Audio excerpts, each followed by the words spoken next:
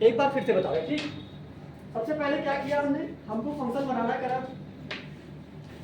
Programme क्या है, write a program to find the power of any number by recursion. Recursion की सहायता से हमको प्रोग्राम बनाना है किसी नंबर की पावर को निकालने का। जैसे हमने कर दिया, मान लो 3 की पावर कितना निकालना है, 3, तो 3 की पावर 3 करने पे कितना आए, 3 इंटू 3 मतलब 3 3 जा 9 और 9 3 जा 27। रिजल्ट क्या आना चाहिए हमारा, 27। इसके लिए हमको प्रोग्राम बनाना है। तो प्रोग्राम बनाने के लिए सबसे पहले हमने क्या किया कि फंक्शन डिफाइन किया। हमने एक डेफ नाम की कीवर्ड से फंक्शन डिफाइन किया और फंक्शन का नाम क्या रखा है, पावर। ये पावर फंक्शन क्या करेगा कि दो आर्गुमेंट, दो पैरामीटर ले रहा है। दो पैरामीटर कौन से इसके आर्गुमेंट, एक तो बेस हो जाएगा, एक पी। बेस मतलब वो वैल्यू जो हमको जिसकी पावर निकालनी है। जैसे अगर हमको 2 की पावर 3 निकालनी है तो यहाँ पर बेस क्या हो जाएगा आपका 2। बेस मतलब 2 हो गया, तो एक तो बेस लेगा और एक पावर। पावर यहाँ पे जैसे क्या है, तो पी में क्या करेगा ये 3। आगे बस हो गया, एक बेस होता है, एक पावर, बेस वैल्यू और पावर, दो आर्गुमेंट लेगा। अब ये कर क्या रहा है कि अगर आपकी पावर मान ले तो 0 हो या 1 हो, अगर यहाँ पे पावर 0 ही हो जाती, पावर 0 होती या पावर 1 होती, तब रिटर्न क्या करते, आपकी बेस वैल्यू को ही रिटर्न करते। अगर ऐसा नहीं है, पावर 0 या 1 नहीं है, तो क्या करे, आपका नीचे की कंडीशन सेटिस्फाई करे। जैसे पहले किया हमने, इफ p = 0 और p = 1। अगर आपकी क्या है, पावर की वैल्यू 0 है या पावर की वैल्यू 1 है, अगर ये सेटिस्फाई कर रहा है तो रिटर्न क्या कर देगा, बेस। अगर ऐसा नहीं है, एल्स केस, अगर ये नहीं है तो एल्स केस। एल्स केस में क्या करे, एल्स केस में करेगा रिटर्न बेस इनटू पावर। अब देखो बेस रिटर्न कर रहा है, बेस को मल्टीप्लाई करेगा किससे, दोबारा पावर फंक्शन को कॉल करेगा, पावर फंक्शन दोबारा कॉल होगा। अब देखो ये पावर फंक्शन हमने यहाँ पे बनाया है और ये पावर फंक्शन खुद ही किसी के अंदर कॉल हो रहा है। पावर फंक्शन दिख रहा है, मतलब फंक्शन के अंदर खुद को ही उसी फंक्शन को कॉल किया जा रहा है। इसी कॉन्सेप्ट को क्या कहते हैं, रिकर्जन। जब कोई फंक्शन खुद में ही अपने को कॉल करता है तो क्या कहलाता है, रिकर्जन। अब देखो यहाँ पर पावर फंक्शन खुद अपने को कॉल कर रहा है और कॉल किसके लिए कर रहा है, बेस के लिए। अब लेकिन यहाँ पे p की वैल्यू क्या है, p - 1, मतलब जो भी पावर थी वो किसके एक कम के लिए कॉल हो रहा है। अब और लास्ट में क्या किया मैंने, दो वेरिएबल बनाए, एक में बेस इंटर करा लिया, जैसे इनपुट यूजर से इंट करके यूजर से इनपुट डाला, enter the value of base, base inter करा लिया। दूसरा क्या है, p, मतलब कि पावर के लिए वेरिएबल बनाया और उसमें पावर इनपुट। अब मान लेते हैं कि यूजर ने दो इनपुट दिए, जैसे पहला डाला क्या, बेस, तो बेस में मान लो यूजर ने कितना कितना डाला, 2, और पावर मतलब p। बेस आपका बेस वेरिएबल बना और बेस में यूजर ने डाला 2 और पावर में कितना डाला, 3। दो चीजें यूजर ने इनपुट की। अब आपकी मेमोरी में इस तरीके से जगह बनेगी, और जगह बनेगी, एक वेरिएबल बनेगा आपका बेस नाम का और एक बनेगा किसका, p।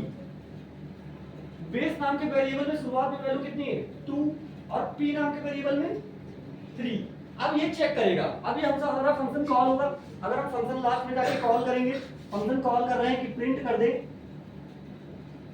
प्रिंट, और क्या कर दे, अपने फंक्शन को कॉल कर रहे हैं। फंक्शन हमारा क्या है, पावर।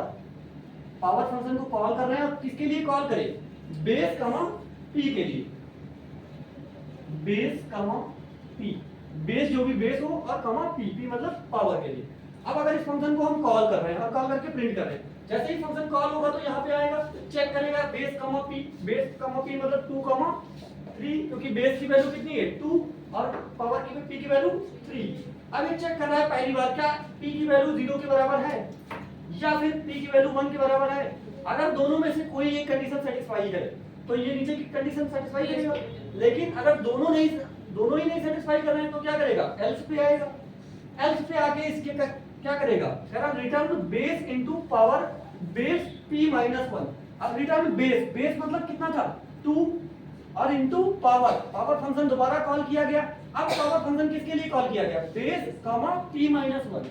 बेस कितनी है 2 और कमा p - 1, p - 1 मतलब 3 - 1, 2 के लिए। तो सबसे पहले तो बेस को लिखेगा, यहाँ पे मान लेते हैं ये बेस लिखा पड़ा 2, और 2 को मल्टीप्लाई किससे करेगा, पावर फंक्शन दोबारा कॉल करेगा और दोबारा इसका जो रिजल्ट आएगा, इस वाले जो रिजल्ट आएगा उससे इसको मल्टीप्लाई करना है। अब इसके लिए ये फिर से पावर फंक्शन कॉल करेगा, अब कॉल किसके लिए करेगा 2, 2 के लिए, क्योंकि बेस 2 है और पावर p माइनस 1 मतलब 3 माइनस 1 2 के लिए। अब ये 2, 2 के लिए पूरा कॉल होगा और जो भी इसका रिजल्ट आएगा पूरा उसी से इस 2 को मल्टीप्लाई करेगा लास्ट में। ठीक, अब कॉल होगा जब 2, 2 के लिए, तो 2, 2 के लिए कॉल करेगा तो फिर चेक करेगा क्या p की वैल्यू 0 है या p की वैल्यू 1 है, तो दोनों का इसमें सेटिस्फाई नहीं करेगा, कंडीशन फेल हो रही, फेल होगी तो कहां पे आएगा एल्स केस पे, एल्स केस पे आएगा तो फिर किसके लिए रिटर्न कर रहा है बेस इनटू पावर और बेस कमा p माइनस 1। बेस क्या वैल्यू, अब बेस तो अभी भी 2 है ना, और 2 इनटू क्या कर रहा है power of base minus p।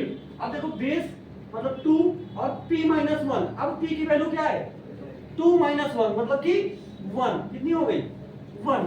अब ये फंक्शन क्या करेगा, इसको मल्टीप्लाई करेगा किससे पावर ऑफ 2 मतलब 2 इनटू और किससे बेस p माइनस 1 मतलब 2, 1 के लिए ये फंक्शन पूरा फिर से कॉल होगा। अब फंक्शन किसके लिए कॉल हो रहा है 2, 1 के लिए, जो भी 2, 1 का रिजल्ट आएगा उसी से इसको मल्टीप्लाई करेगा ये। ठीक, अब 2, 1 के लिए कॉल कर रहा है, अब ये चेक कर रहा है क्या p की वैल्यू 0 के बराबर है, तो नहीं है, लेकिन क्या करा p की वैल्यू 1 के बराबर है, तो हाँ p की वैल्यू 1 के बराबर हो गई। अब जैसे ही p की वैल्यू 1 के बराबर हो गई तो इसका आउटपुट क्या आ जाएगा फंक्शन का, इसका पूरा रिजल्ट आ जाएगा बेस, और बेस की वैल्यू क्या है 2, तो ये अब इसका आउटपुट आ गया 2। अब ये किससे मल्टीप्लाई कर देगा 2 से, और 2 से मल्टीप्लाई करेगा तो कितना हो जाएगा 2 2 4। अब दूसरे फंक्शन जो रिजल्ट इसका इंतजार कर रहा था उसका रिजल्ट क्या आएगा 4, और इस 4 को किससे मल्टीप्लाई कर देगा 2 से, और 2 से करेगा तो कितना हो जाएगा 8, और इस पूरे को क्या कर देगा प्रिंट कर देगा। आया समझ में नहीं, एक बार करके देखना नहीं होगा। सर अगर पावर 5 होती तो पावर 5 होती तब भी सेम यही तो प्रोग्राम